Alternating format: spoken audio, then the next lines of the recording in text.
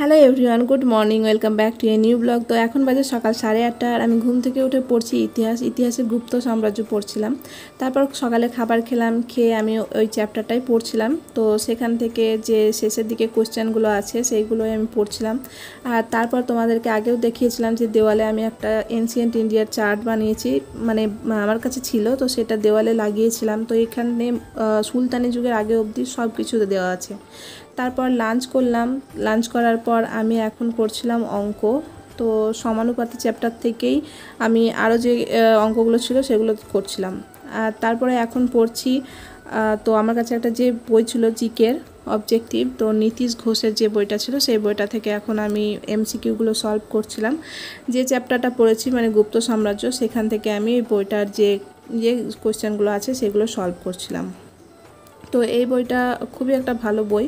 তো আমি তো এখান থেকে যে চ্যাপ্টারগুলো পড়ছি সেই চ্যাপ্টার থেকে এখান থেকে কোশ্চেনগুলো সলভ করছি। তো এখানে মৌর্য সাম্রাজ্য আর গুপ্ত সাম্রাজ্য দুটোই আমি এখানে সলভ করেছি।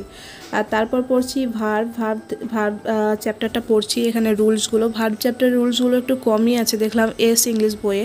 তো তারপরে এখান থেকে আমি কোশ্চেনগুলো সলভ করছিলাম। তো কোশ্চেনগুলো আজকে কমপ্লিট হয়নি, পরের দিন কমপ্লিট করে নেব। আর আজকের ব্লগটা এতটুকুই ছিল বাস।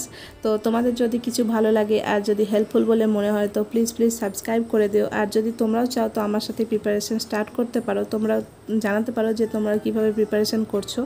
তো পরিশ্রম করতে থাকো, হার্ডওয়ার্ক করতে থাকো, আশা করি একদিন ফল পাবেই। তো দেখা হচ্ছে পরের ভিডিওতে, বাই।